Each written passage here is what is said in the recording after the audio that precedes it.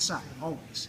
Because there's more submission options here. You're way more mobile, okay? And it's just the way I think it is to simplify your game. So we'll start from the side. First thing, just to kind of get going with it, I always like using my gi, okay? If you guys don't already do stuff where you're untucking your gi and attacking with it, start doing it, okay? Because that's one of those things where you can't always control what you have to grab, but you can always control what you got. Okay, this is mine, I can do what I want to do. So, starting from my side, okay? From here, on the outside, I'm already trying to get this nice and untucked, make my big loop, okay? And when I make my big loop, I'm looking to get that head, so I'm just kind of wrapping his neck, okay? Like so. I don't even have to get too deep on the back of his head as long as I can get my forearm to his neck, okay? Once the forearm's on the neck, I can adjust as necessary. I can grab the gi, tighten up on this, take out some of that slack. My free, he's already going. Free hand is coming up underneath to control his shoulder because you know he's going to start trying to move, he's going to start trying to buck and change positions. So, and if you can't see, guys, feel free to stand up and move around. But all I'm doing is taking the gi out, outside grip, thumbs out here, just getting my hand full of it. Looping that head, okay? Looping that head.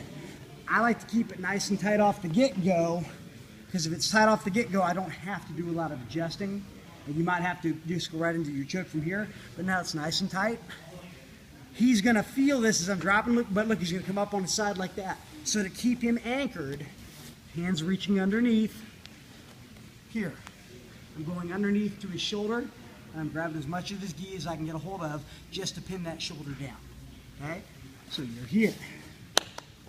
Control that gi, loop, choke up if necessary, dropping that elbow, hand comes underneath, reach for this far shoulder, get into that lapel, or into his collar rather. When I come up, my feet, walk around with me, my shoulder's right here into his sternum. Because, again, being the small guy, I've still got to keep weight on this guy. I still have to control his body as best as I can so he's not going to buck and get away from me. So your shoulder in there is going to discourage a lot of his motion, and then I can freely walk around him as much as he's moving.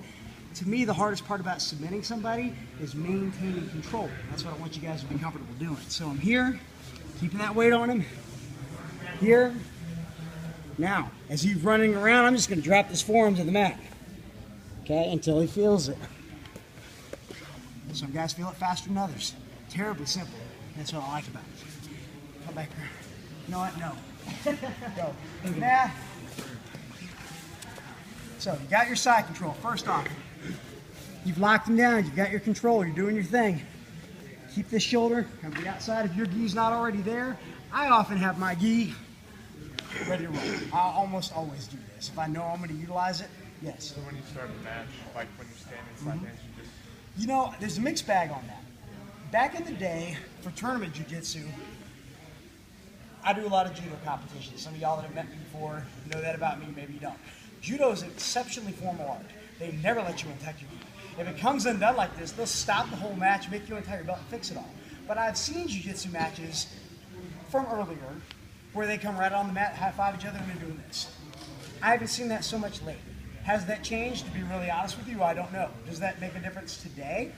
I'd ask Mr. Dre. Being the tournament officiator, that's going to be his call. But I'm going to bet you dollars to donuts, this is fine.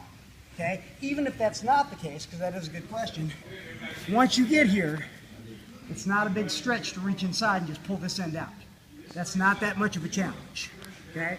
Then, like I said, you've already got this grip. Pull it out, loop that head. Okay? Thread the needle. I'm going that way next. Thread that needle, okay? So you're here, thumb out, underhanded grip. 1, choke up if necessary, shoulder, and 2. Drop that elbow, touch the mat with it. Cool? Who's got a question on that? Pretty simple. Grab some friends. If we got a group of 3 who work together, please. Try both sides. Don't get lazy on this.